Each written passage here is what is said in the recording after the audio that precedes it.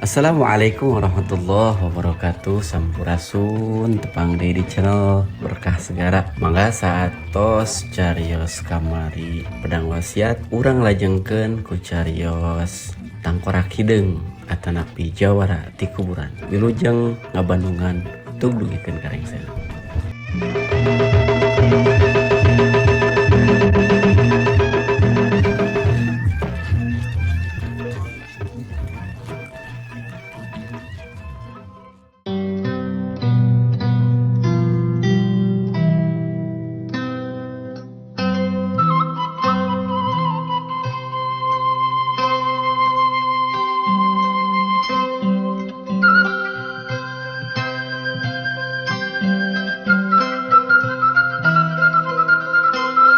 Mun rek upload dongeng Mang Dedi izin atuh minimal bebeja ka ahli warisna ulah asal upload we. Ke sugri para wargi subangga orang sami-sami Bandungan deui lajenganana atanapi jujutan cerita Jawara di Kuburan anu kiwari naskah ieu carita ku Mang Dedi baris dipaluruh bagian anu ka-37. Sakumaha nu kantos di Bandungan tidak hancan katunda bagian anu ka-36 pedaran Mang Dedi kepegat kuwanci dina mangsanana medarkeun kaayaan Nyi Maria anakna burak siluman harita tepung jeung dulu sapaguron ramana nyatana pecut kilat ya malah harita teh keur ngobrolnya ngobrolkeun ngeunaan Kisaron jeung Jang Banara. Kumaha atuh para pamirsa lajenganana ieu caritanya langkung paos tambah mangga urang sami-sami Bandungan ku sadayana khususna ka Maria katut pecut kilat dina mangsa alam pasosore.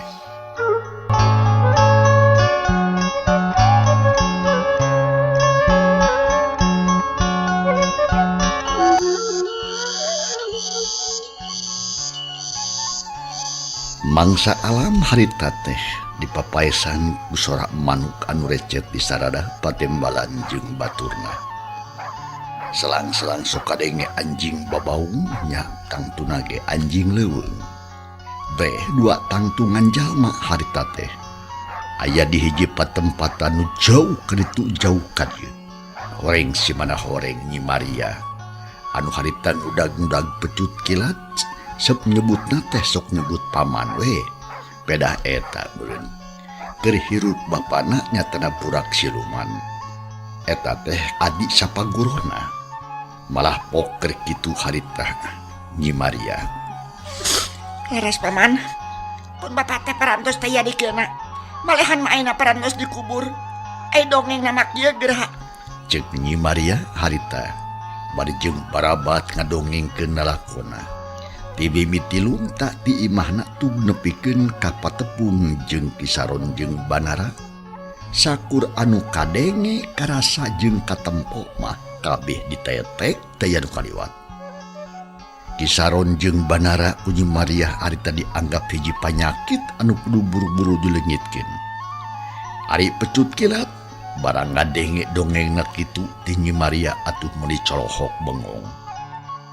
Malahan mah samameh Nyi Maria tamat ngomongna oge pok pecut kilat harita. waduh kiyak agede yeuh tetela lain ancep-ancepeun si Saron jeung Jayaka anu nulungan anak kudu buru-buru dipodareng yeuh lamun teu kitu wah di daerah urang bakal banjir gede. Lamun ayeuna anu geus korban burak siluman Bapak Nyai buat teuing isu pakitu mah urang nu bakal aja pati. Aju matak samamehna si Saron ngabinasa ka urang Nyai. Teras paman. Tah, leuwih hade urang piheulaan ka si Saron teh. Kumaha cik pamikir Nyai? Cek pecut kilat bari jeung panon melong atuh ka Nyi Maria anu dipelong gancang harita. Pikiran Abdul kayak gitu paman. Malahan mainakan oge bade nepungan. Kaca Aki bin-bin atawa kanini kalingking. Itu kayang Abdul teh paman. Ayus gitu ke Nyai geulis tuh. Yuk, urang babarang jeung Mang. Tapi si Bingbing mah jigana pan geus aja baheula geuling. paling-paling ge ngerenupungan ka anak injuna anu aya kene. Ngan perkara si kalingking dan ni kalingking memang aya kene. Yuk, urang ini tanya kene. Membengcang buri teuing yuk. Cek Pecut Kilat bari jenjung nangtung terus atuh meresan papakeanana anu teu bener. Malahan matak-takna anu katuhu mah rangsak urut kacakar ku panarajang Kisaron. Sanggeus kitu mah jung atuh Nyi Maria oge nangtung pok harita. Mangga Maman, yuk urang ayeuna kana initna. Lantaran teu aya di kasempotan anu hade. Malahan mas anu terang atuh Kisaron teh. Mider keneh di Gunung Nagasukna. Lamun geus kitu bakal luasa ngebinasa si Jajaka anu kurang ajar teh. Cek Nyi Maria dipapaesan ku Cemiduh. Kagigir bakatku keheul jeung geuleuh cenah ka Jang Banara. Jiga anu gemes pisan ka Jang Banara teh. Padahal mah Jang Banara teu boga dosa, teu boga urusan naon. Malah nya Banara pisan nu jadi korban. Da ari Kisaron mah atuh geus puguh. Pangawasana geus luhur. Atuh teu matak heran, teu matak nanaon seung dipah halak ku batur oge. Geus tarap ti mapok Pecut Kilat harita. Bener, yuk. Urang ini tanya. Tapi arek ka mana heula urang ayeuna? Nya arek ka tempatna si Bimbing atawa ka tempatna si Kalingking? Urang ka Gunung Bongkok we heula atuh Paman. Hah? Urang ka Gunung Bongkok. No sababnya? Lantaran jadinya sok aya nyini Kalingking. Ari ti Bingbin mah anu mah teh terang tempatna Paman. Tapi lamun geus kapanggih jeung nyini Kalingking mah jigana urang bisa nanyakeun ka manehna. Itu maksud teh Paman. Ih, ku cerdas budak ngoda alus. Mangga satuju pisan. Yuk. Urang gancang we. Urang kudu geus nepi poe ieu kene. Sarta sakurang-kurangna poe isuk kudu geus homitnya nyerang ka tempat si Jajaka ka sebelahan teh. Cek si Pecut Kilat harita bari ngaret deet. Yak! Jelung. Terus dituturkeun atuh ke Nyi Maria nuturkeun Pecut Kilat. Duanana sajajalan tuh anu ngomong. Jarong jodoh mampah kalaban kencang pisan bakatku hayang buru-buru tepi kanu dituju. Nya telila akhirna berotek Pecut Kilat lupa terus dituturkeun ku Nyi Maria. Meniting sarewot jiga nu hampang awakna teh duanana geus disabar hayang geura tepi ka Gunung Bongkong. Pikeun nepungan Nini Kalingking cenah.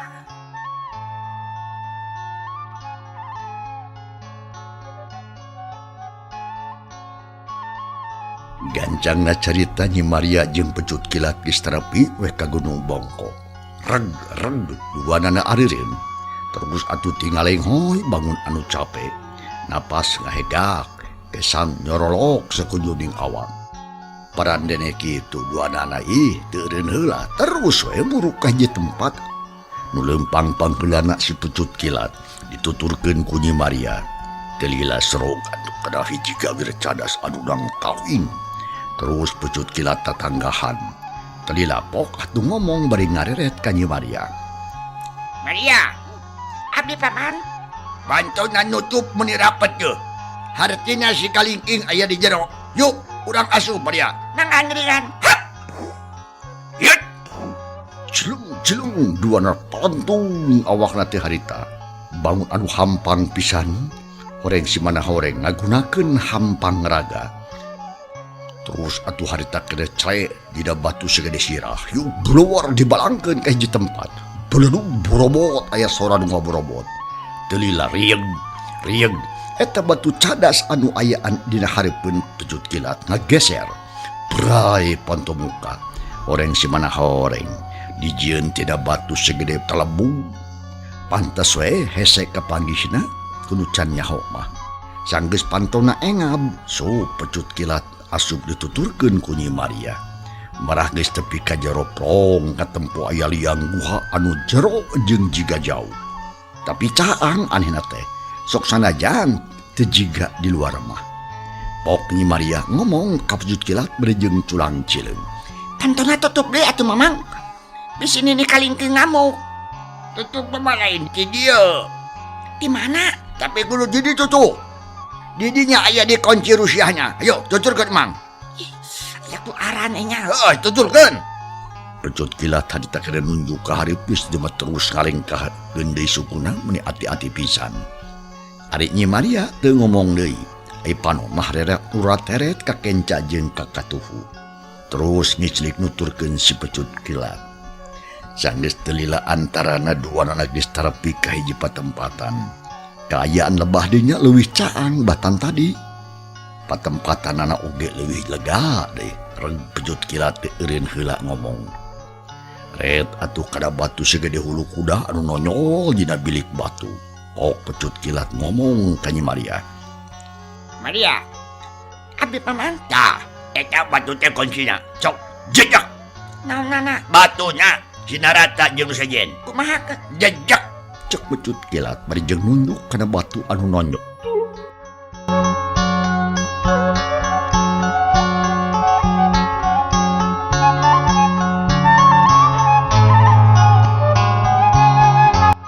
Mangga paman, cobi ka abdi urang jejak. Peneru Mun harita. upload dongeng Mang Dedi izin atuh. Ngangkat ke suku nakatuh hiup. Minimal bebeja ka Ngajejak ahli eta batu warisna. anu nyol teh. Ulah asal Lop upload eta ieu. batu nu dijejak teh ngalalap. Barang jeung kitu kadenge aya sora anu ngagebug. Geblug atuh harita. Nyi Maria nepikeun ka ngagebeg beri ngagulubu. Terus ngaret ka tempat datangna sora. Paromanana semua anu reuwas. Tapi pecut kilat anu nempokeun roman Nyi Maria ngan ukur imut we bari ungut-ungutan. Naon paman make gumujeng ulah kaget, lain anu lain. Tapi suara panto nu nutup. Memang si Kalingking mah rajin. Yeun panto uget teu sarua jeung batur. Yuk. Urang ka jero. Ceuk pecut kilat bari jeung nyarenge. Atuh Nyi Maria rada eraeun oge lantaran rumah geus kapalingan. Malahan mah tadi sangkarek aya bahaya. Ari pek teh sakadar sora panto anu nutup ngagugug mending ngagendrung. Mangga angringan paman. Abdi oge geus hayang tepung sareng Nini Kalingking teh. Cek Nyi Maria bari jeung terus ngicrik nuturkeun ka pecut kilat. Duanana ngagerdigleum pangajugjug ka jero guha nu leuwih jero. Tempatna Nini Kalingking khusus. Horeng eta guha teh jero pisan da jauh atuh ditindak atawa didatanganana. Parandene kitu teu lila. Nyi Maria geus tepi atuh keneh panto anu jero. Kitu deui pecut kilat. Dina eta mah pantona biasa-biasa dijieun tina kai atuh terus diketrokan ku pecut kilat bari. Buka panto sini. Ye kuring datang. Cek pecut kilat juga anu geus yakin pisan yen pribumi teh aya. Memang teu nyalahan. Harta keneh ti jero aya nu nembalan. Taya deui lian Nini Kalingking anu deuk ditepungan ku pecut kilat katut Nyi Maria. Surungkan siapa tona. Data ditulakan, ya mah. Kerdengarna awak. Cek sora Nini Kalingking meni nyempreng datangna ti jero. Pok pecut kilat harita. Hang, aya kitu mah. Cek pecut kilat beri jeung terus nyurungkeun eta panto. Berai panto engam. Pok pecut kilat ngomong ka Nyi Maria. Yo, urang ka jero Maria. Mangga paman. Jawabna Nyi Maria beri jeung manggut tananing hormat. Nya sanggeus kitu mah geblus duanana arasuk ka jero. Datang ka jero teh duanana rada ngarenjag. Naon sababna? Lantaran nempon Nini Kalingking keur ngagoler wejina dipan. Ari panon rada loyok. Atuh gancang pecut kilat nyamperkeun bari tumanya. Nyakunaon nyi? Jiga-jiga teu waras. Ulah gogop siapa cuaca.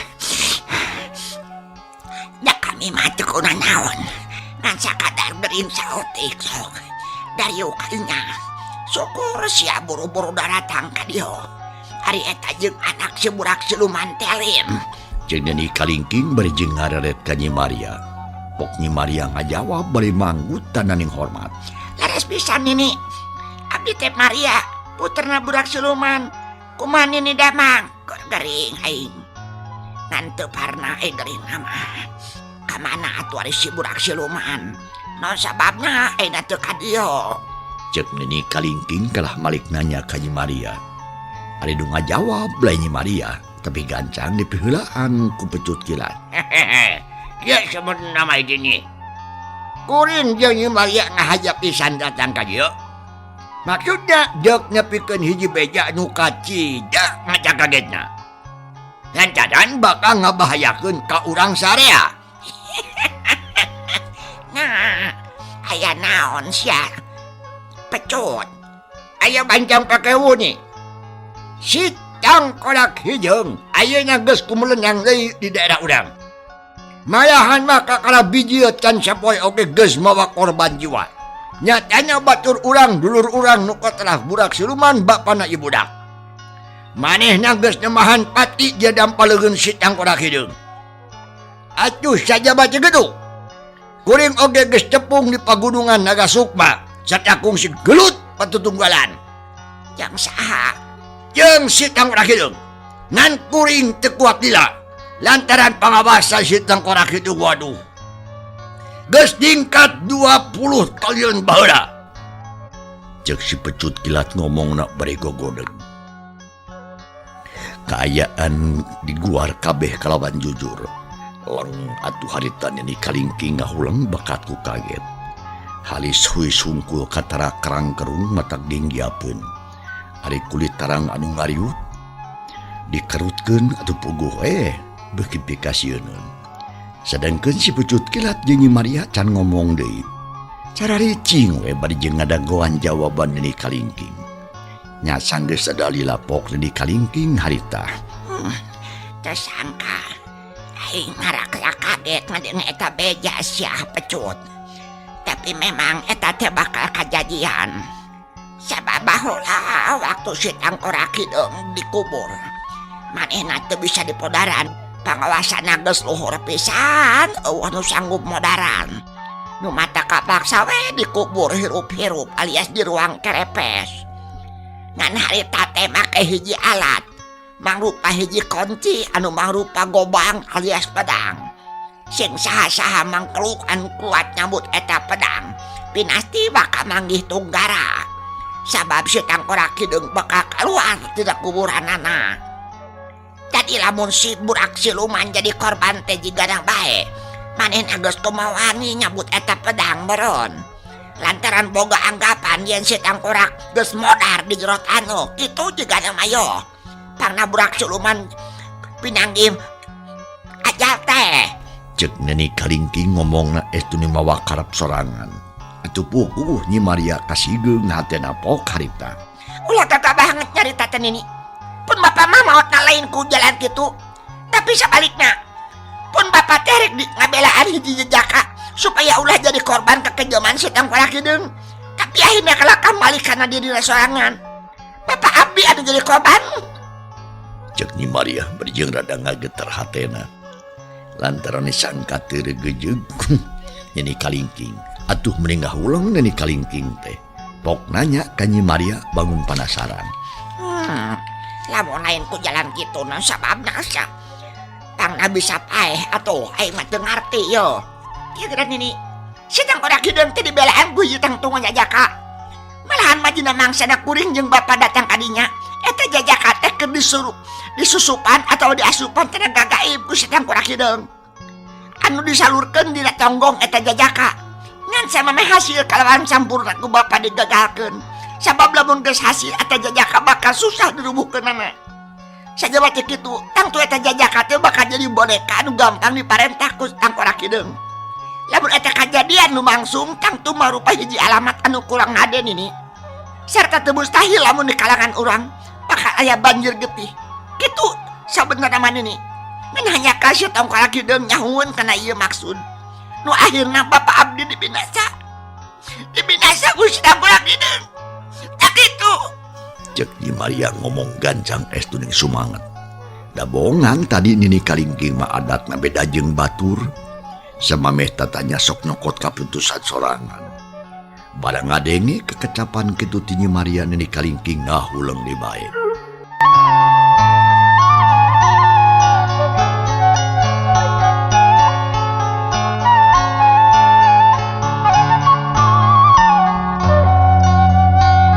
Pada ngadenge kekecapan kitu tinggi Maria Nini Kalingking ngahuleng di bae.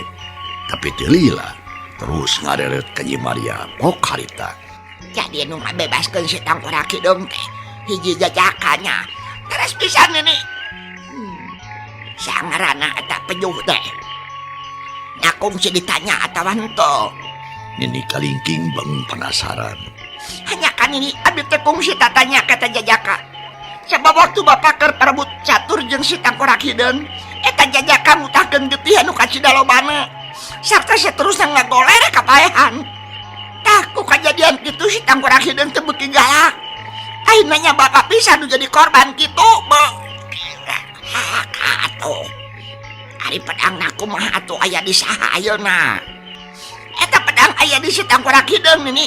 Ku abdi katempokeun di bubu-bubu tah. Malah keur tarung jeung bapak ge. Nya ku eta pisan juga nama. Celaka.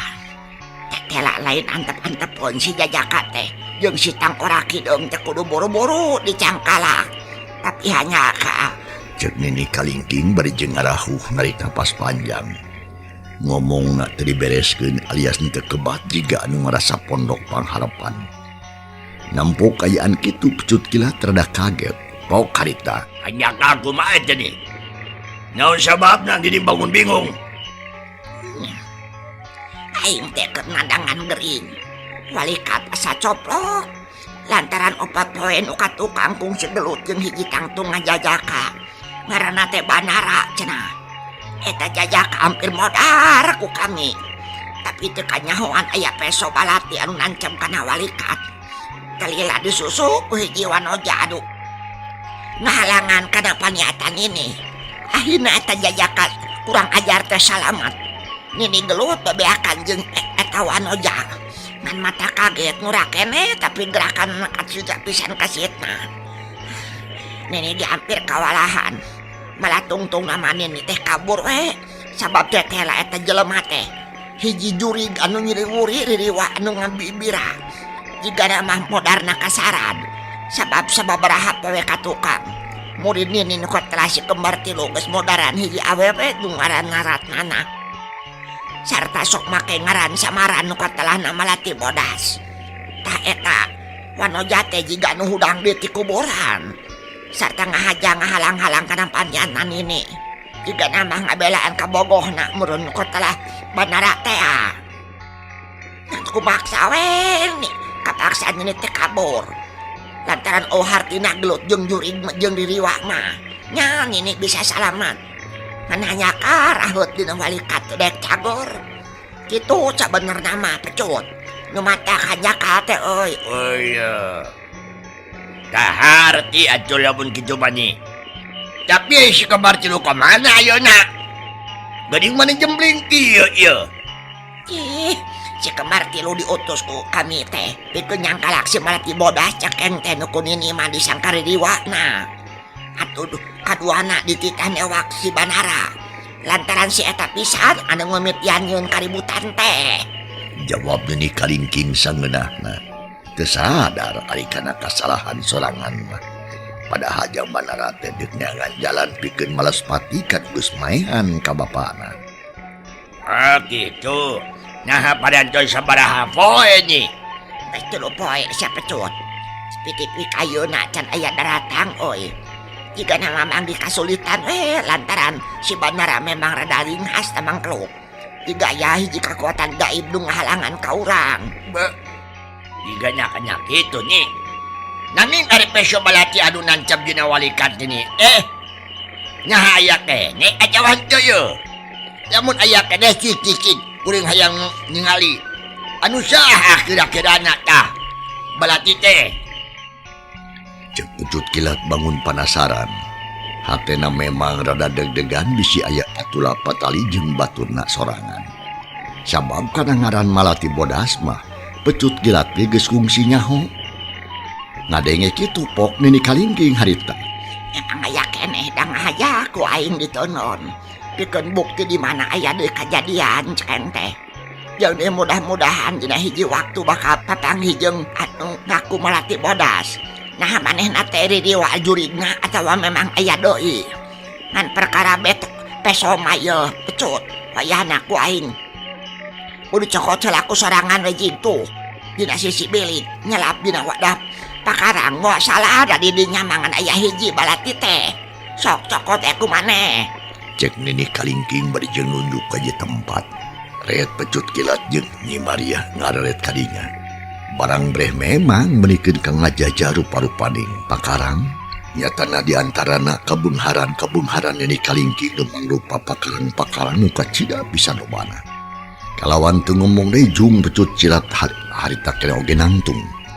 Celanu nyokot peso balati teh. Talila geus balik deui. Malahan mah geus diuk dina urutna tadi. Pok pecut kilat harita.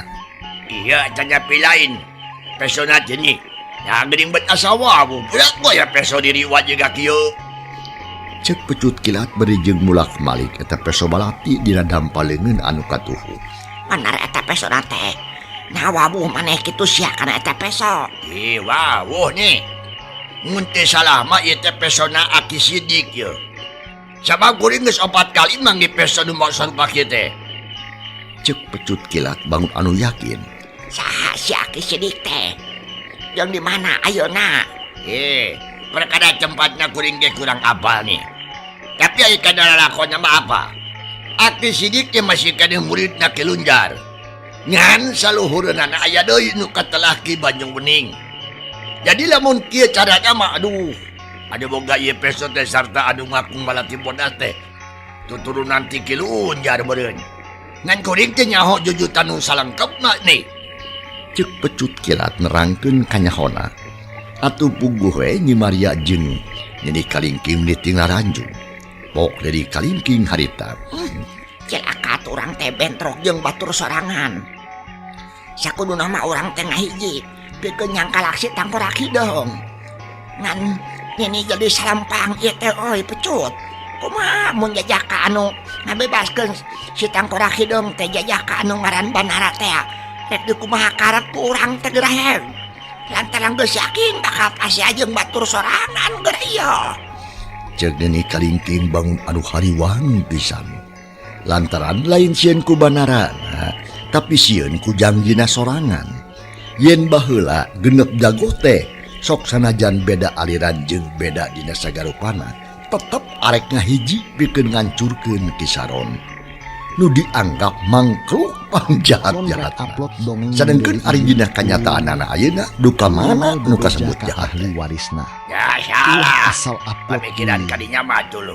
Ini ayeuna mah urang pigawe we hiji perkara we heula. Naon? Nyata nyawa heula si tangkorak hidung lah. Anu nyata-nyata geus mawa korban jiwa. Nyatana burak siluman bapana ieu Nyi Maria. Kaduana urang yang kalah si Jajaka. Perkara ngaranjeng turunanana dah. Eja mah urusan ti tukang. Da kitu we nya mah. Lantaran si tangkorak hidung mah ieu tetep we kudu tunu ka urang sare ye. Cek pecut kilat jiga anu teu boga kasieun. Padahal mah hati leutik narada tagiwur oge. Sabab geus jelas-jelas ku kaluarna Kisaron tina kuburan teh yakin bakal banjir getih. Selipodaran jeung batur sorangan. Malah ayeuna we geus bukti geuning. Nini Kalingking geus bantrok jeung turunan Ki Lunjar. Hiji tokoh anu geus teu aya di fieuna. Tapi ajaranana beuki dieu teh lah bikin rakab kaunggah tempat. Kasup malati bodas jeung Banara. Eta oge turunan ti Ki Lunjar anu tangtu hal ieu teh bakal ngalieurkeun ka saarea.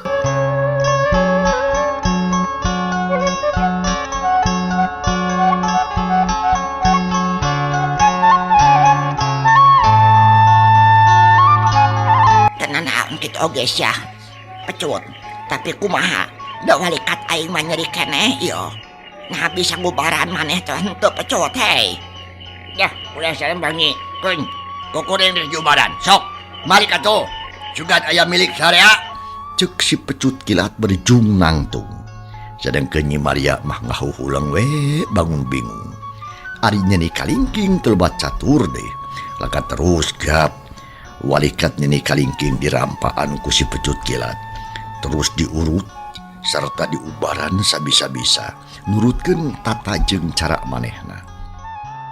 Buria dina urut tatu teh kaluar getih hideung. Memang ajaib. Walikat Nini Kalingking karasana beuki hampang. Akhirna bisa bergerak jeung kalawan bebas. Bok Nini Kalingking harita. Cakor ayeuna mah cut. Teteh sia bisa kena jadi tabib boy. Lamun kitu mah lamun maju perang teh moal hariwang. Lantaran aya nu bisa ngubaran. Yo ya, urang ini ayeuna keneh.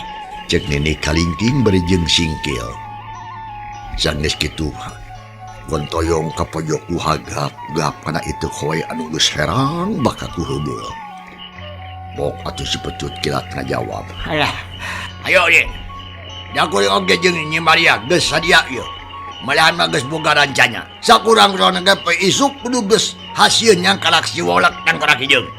Jeung si Jajaka teh. Jeung Pecut Kilat nu sumanget ret ngareret ka Nyi Maria nu direret surti pok harita. Teras pisan ini. Abi oge geus sadia mangga urang mangkat ayeuna. Mergi waktunya kirang leuwasa. Cek Nyi Maria jung nangtung terus singkil. Nya sanggeus kitu mah teu ngalebahkeun di catur. Harta keneh tiluanana kalaluar ti guha anu lumpang bangheulana Nini Kalingking. Dituturkeun ku Pecut Kilat sarta ditema deui ku Nyi Maria. Sanggeus araya di luar kubu pantur siah nutup deui berasa area ngambitian indit. Ngajugjugna teh ka astana heubeul urut ngubur Kisaron. Lantaran Nini Kalingking jeung Pecut Kilat perlu heula ku bukti cenah. Nah bener Kisaron teh geus kaluar deui tina kuburan.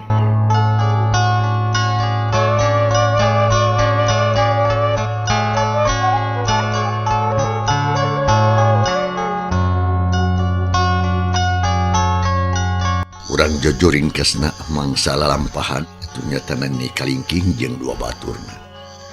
Tekad catur lila di jalan. Lantaran memang ari di Gunung Bengkok ka kuburan heubeul mah teu pati jauh. Ngan harita teh mangsa alam geus burit. Panon poe geus hampir sumurup tong ngeret ti tadi geus reang di sarada. Ngan alam caang keneh. Si Pecut Kilat jeung Nini Kalingking katut Nyi Maria. Tekung sila tepi kana urut kuburan anak Kisaron. Malah tiluanana ge atuh ting polohok. Ting polong kana liang kubur anu geus kosong melompong. Talila pok Pecut Kilat kemitian ngomong. Ayeuna mah yakin nih. Si tangkorak hideung teh geus kaluar deui yeuh. Jadi teh lah urang teh boga pagawe anu kudu buru-buru direngsekeun. Benar pisan Pecut. Ayeuna mah yakin si tangkorak hideung tah geus kabur. Tapi kudu ka mana neanganan ayeuna. Lantaran urang teh teu nyaho inditna jeung deui. Cek maneh cenah si tangkorak teh geus aya di Gunung Nagasukna. Nadekna naon alosos ka dinya teh si urang ajar teh. Memang bener nih, 2 poe nu kaliwat si Saron teh aya di pagunungan Nagasukma. Sarta poe tadi gelut jeung kuring. Maksudnya mah si Saron teh rek neangan kuring, rek dipodaran cenah. Ngan kuring kabur-kabur. Malah manehna oge ngomongkeun, yen budak siluman geus aja di leungeun manehna. Tapi ayeuna mah teuing aya di mana teh si wawedak. Kumaha lamun urang teh angan ka pilemburan mang? Lantaran pasti si tangkorak hideung teh bakal kalembur. Sabab boga nu gering. Sifatna Jajaka nu geus dulungan ka manehna. Gitu. Cek Nyi Maria mere usul. Lantaran memang ari perhitungan mah budak ngora rada menang dipercaya. Atuh Nini Kalingking jeung Pecut Kilat ge rada kapepet. Da rumasa maranehna mah can mikir nepi ka dinya. Dumasar kana omongan Nyi Maria bieu pok Nini Kalingking harita. Benar pisan yo. Urang teh angan we kalembur. Tapi kalembur mana nu sakira hasil. Lantaran lembur teh sarua we da loba. Jadi kudu dipikiran heula ti ayeuna. Ngarah teh loba micenan tanaga. Kumaha nyai tah? Hagampeun ini. Ayeuna mah ulang melia kanu teu acan puguh. Mending urang ngajugjug heula we kalembur anu pangdeukeutna ti dieu. Ngan ari cepang ngemut abdi mah ini oge mang anu kabilang pangdeukeutna teh lembur Cilayung. Pernah na kabelah kaler teh dieu teh. Kitu menawi katampi. Benar pisan nyai. Calakaan nyai mah. Nini geus satuju. Tapi kumaha pamanggih maneh Pecut? Aya. Kuring satujunya mah. Tapi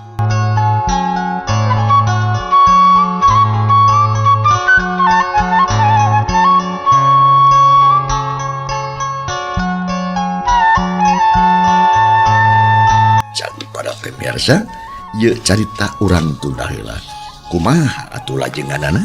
Insyaallah enjing dina mangsa tur acara nu sarua urang sami-sami badungan di lajengna jadi bagian anu ka-38. Hatur nuhun para pamirsa kumarupi perhatosanana. Assalamualaikum warahmatullahi wabarakatuh.